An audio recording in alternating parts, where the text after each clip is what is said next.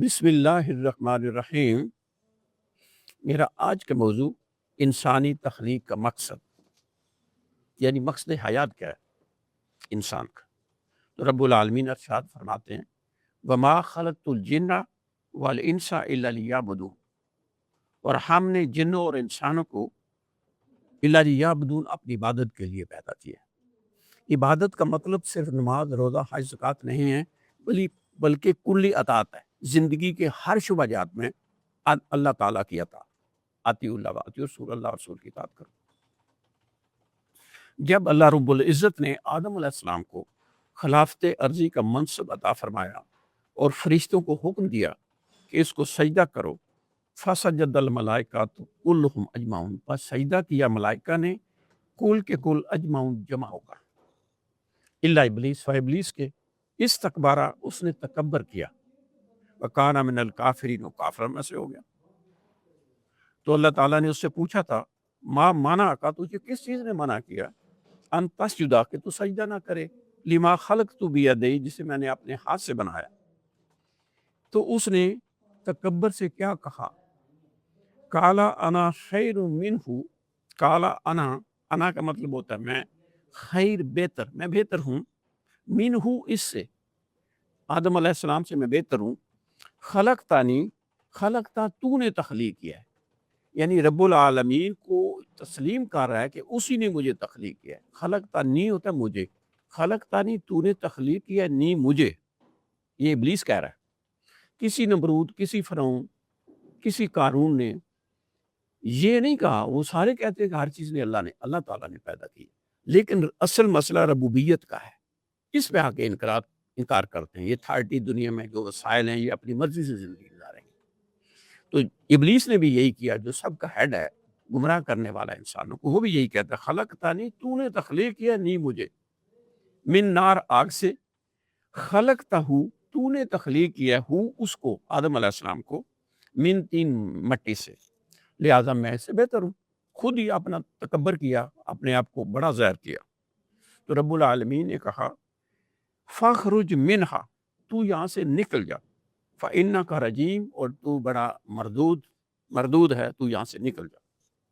اور اس کو اللہ تعالیٰ نے کہا تو قیامت تک کے لیے تو لعنتی ہے، اللہ تعالیٰ نے اس پر لعنت بھیجی قیامت تک کے لیے۔ تو پھر اس نے اللہ تعالیٰ سے انسانوں کو گمراہ کرنے کے لیے قیامت تک کے لیے مہلت مانگی، اور اللہ رب العزت نے اسے وہ مہلت دے دی۔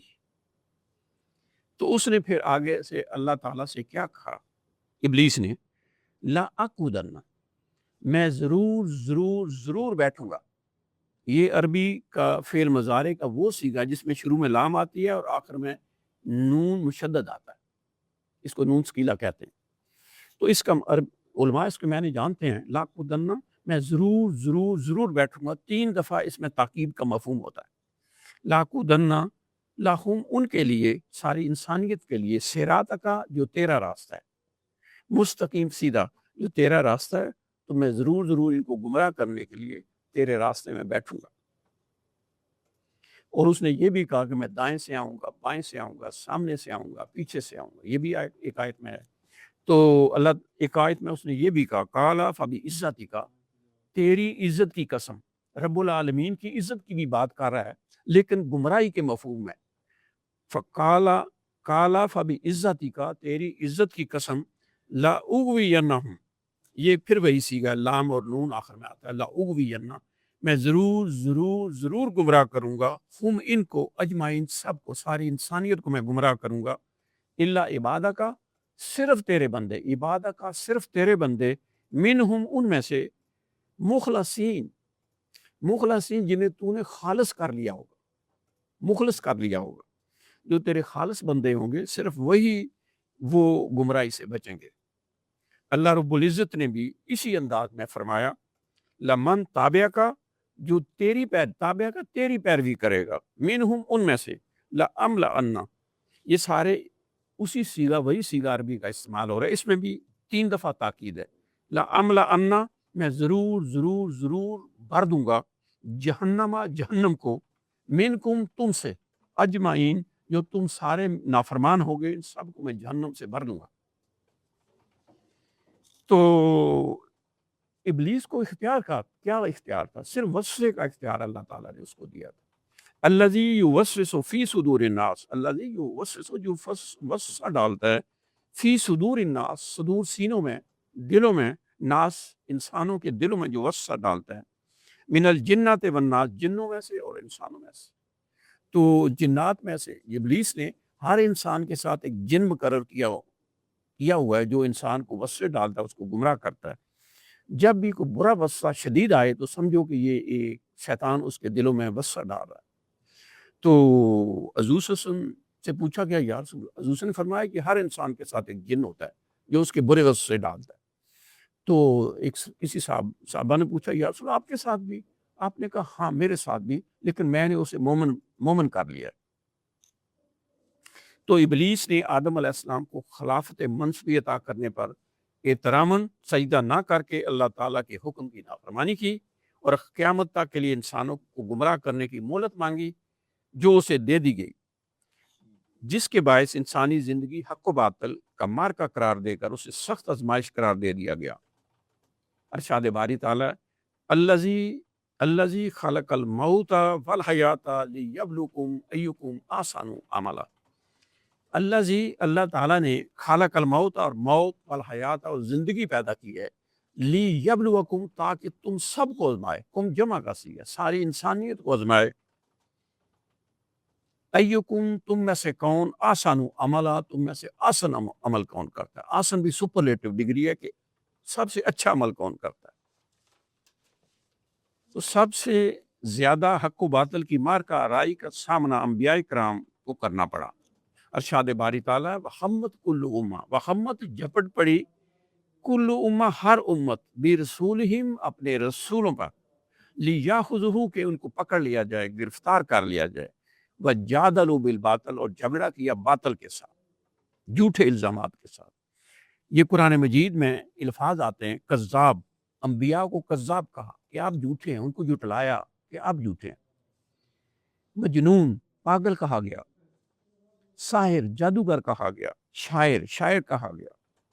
حتیٰ کہ جو کفار تو یہ کرتے تھے، تو منافقین جو ہے، ان المنافقین فی الدرک الاسفل من النار، جو جہنم کے آخری درجے میں ہوں گے۔ منافقین نے حضور صلی اللہ علیہ وسلم کے گھرانے پر، حضرت عائشہ رضی اللہ تعالیٰ عنہا پر عبداللہ بن ابی نے الزام لگایا، الزام اتنا اخلاقی الزام لگایا، تو اللہ تعالیٰ نے 1 مہینے بعد حضرت عائشہ رضی اللہ عنہا کے حق میں سورۃ نور میں آیات اتاری، الطیبات للطیبین، طیب عورتیں طیب مردوں کے لیے، الخبیثات للخبیثین، خبیث عورتیں خبیث مردوں کے لیے۔ یہ منافقین کو خبیث قرار دیا، اللہ کے رسول اس کے گھرانے کو اور اہل ایمان کو طیب قرار دیا۔ تو جب ابراہیم علیہ السلام نے بت توڑے تو نمرود نے آپ علیہ السلام کو آگ میں ڈال دیا۔ اللہ رب العزت نے آگ کو حکم دیا، کیونکہ اللہ تعالیٰ اہل ایمان کے ساتھ ہوتے ہیں، انبیاء کے ساتھ ہوتے ہیں۔ اللہ ولی الذین آمنوا، اللہ تو اہل ایمان کے بھی ولی، سرپرست، گارڈین، رہنمائی کرتے ہیں۔ تو انبیاء کے ساتھ تو اسپیشل اللہ تعالیٰ کا نظام ہوتا ہے، اللہ کی تائید و نصرت ہوتی ہے۔ تو جب آگ میں نمرود نے ابراہیم علیہ السلام کو ڈالا تو اللہ تعالیٰ نے آگ کو حکم دیا، یا نارو کونی بردم، یا نارو اے آگ کونی بن جا، برد ٹھنڈی ہو جا، وسلام علی ابراہیم، اور سلامتی والی بن جا ابراہیم علیہ السلام پر، یعنی زیادہ ٹھنڈی بھی نہ ہو جانا۔ تو اللہ ولی الذین آمنوا، اللہ ولی بن جاتا ہے جو ایمان رکھتے ہیں، ولی ان کا لیڈر، رہبر، رہنمائی کرنے والا بن جاتا ہے۔ یخرجہم من الظلمات الی النور، یخرجہم ان کو نکال کے لے جاتا ہے ظلمات سے الی النور، حق کی طرف لے آتا ہے۔ حضور صلی اللہ علیہ وسلم غزوہ بدر کے موقع پر بار بار سجدے میں گر جاتے اور فرماتے کہ اے اللہ رب العزت، یہ چند تیرے بندے حاضر ہیں، اگر آج تو نے مدد نہ فرمائی تو میرا نام لیوا کون ہوگا؟ تو اللہ تعالیٰ نے 1000 فرشتے بھیجنے کی خوشخبری سنائی۔ تو قرآن مجید میں آتا ہے ان الذین قالوا، جن لوگوں نے کہا ربنا اللہ، اللہ ہمارا رب ہے۔ اللہ کو تو سارے مانتے ہیں، وہ ابلیس بھی کہہ رہا تھا کہ اے اللہ تو نے مجھے تخلیق کیا ہے، اس کی تخلیق پر اس کے کوئی انکار نہیں تھا، خلقتنی، تو نے مجھے تخلیق کیا۔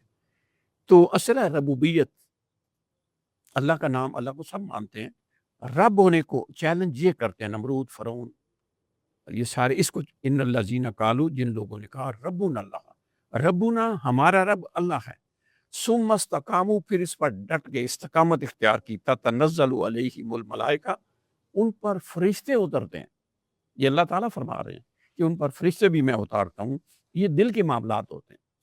اللہ تخافو، خوف نہیں کرنا ہے کسی مودی سے، اسے کسی فرعون سے، کسی نمرود سے، اللہ تخافو ولا تحزنوا، اگر انہوں نے کوئی نقصان بھی کر دیا ہے تو تب بھی پرواہ نہیں کرنی ہے، وابشروا بالجنہ، جنت کی آپ کو بشارت ہے، التی کنتم توعدون، جس کا تم سے وعدہ کیا گیا ہے، نانو اولیاؤکم، نانو اور ہم اولیاؤکم، سرپرست ہیں، لیڈر ہیں، رہنمائی کرنے والے ہیں، کم تمہاری، فی الحیات دنیا، اور دنیا کی زندگی میں بھی، والآخرہ، اور آخرت میں بھی، تو اللہ تعالیٰ کی تائید اور نصرت بھی حاصل ہوتی ہے، اللہ خود بھی ولی بن جاتا ہے اور فرشتے بھی اتارتا ہے۔ وآخر دعوانا ان الحمد للہ رب العالمین۔